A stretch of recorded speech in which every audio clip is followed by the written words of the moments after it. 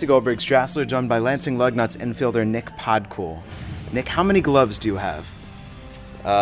With me right now, I have one, but I'd say in total, I have like 4 or 5.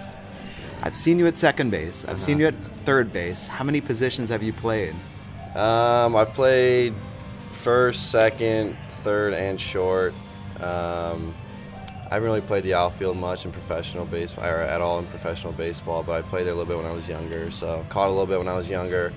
I even pitched a little bit in high school, so I've played every position at least once in my life. Is there a good way to take care of a glove to break it in? I think just treating it like it's your friend. Like whenever I go on the road, I always carry it. I never throw it in the bottom of my bag, and then just I do it a particular way. I like to flare the fingers out and try to keep it stiff.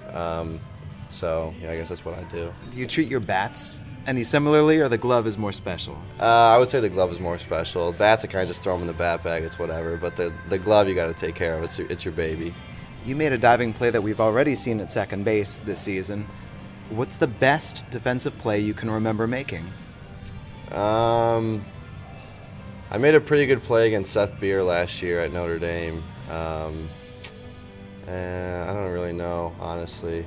I just like making the routine plays. I don't like making errors, so if I make an error, I'm pretty bummed. How was it playing baseball for Notre Dame? It was awesome. It was an unbelievable experience.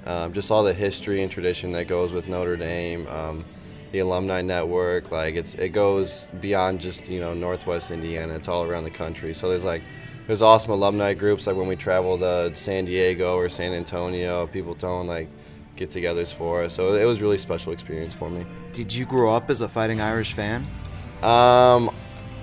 Where I grew up, because I grew up about an hour away, so it was either you loved Notre Dame or you hated them. And I guess I was the one that I didn't hate Notre Dame, but I wasn't a Golden Domer per se. Yeah. But then once I took my first step on campus for my visit, I was like, geez, I understand why people love this place so much, because it's so special. Did they approach you while you were in high school? Yeah, Coach Aoki called me when I was a junior in high school, I believe. All right, so you took that visit. And you said, I'm sold. Yeah, pretty much. It was like they were actually the first college that called me, so I didn't realize that was the only visit that I went on, because it was like, why go on any other ones when you got Notre Dame? It's just like such a great school, so it was hard not to pick it when they called. How did you grow as a ball player here at Notre Dame? When I was in high school, I was pretty small, undersized. I didn't really hit for power, and then just when I got to Notre Dame, I wanted to kind of take that next step. So hitting the weight room, and then coaches working on me with my swings and stuff like that, just trying to get bigger, faster, stronger. So I finally got some power numbers in there. I hit a couple home runs my sophomore year, and then a couple more my junior year. So that was probably the biggest step that I took in college. How great was your 2018 college season? It was a lot of fun. I wish we would have ended a little better as a team, but I was pretty happy with the way that I performed, and it was a good time being with the guys. We had a great group that year, so it was a really good experience. Joined by the Lansing Lugnuts Nick Podkul. Did you have any expectations approaching draft day? Not really, because like I said, coming into college, I always wanted to play professional baseball, but it was never like I better. I don't really have any expectations like that. So I was hoping that I had a pretty good season my junior year, so I was hoping, and I talked to a good amount of scouts, but I never wanted to set like an expectation. So I was happy with that whatever opportunity that I got. Were you locked in on the draft tracker, or were you trying to distract yourself? I was pretty locked in on it, to be honest. It was a little stressful just because you got people telling you one thing, and then time goes on and you're like, I hope I get picked. But like I said, if I would have went last pick in the last round, I would have been happy. So. But you didn't. Yeah. You got drafted by the Blue Jays relatively early, I'd say. Right. Did they give you the call before? Yeah, they called my agent, and they said, we're going to take Nick here.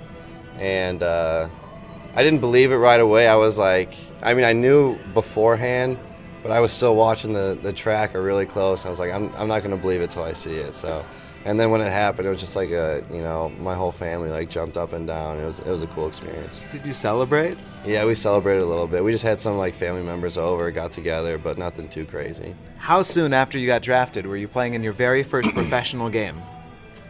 It was quick. We went. It was like a couple days. We went down to Dunedin to the complex for a little mini camp, and then it's probably within 3 weeks we were playing up in Vancouver. So it was a quick turnaround.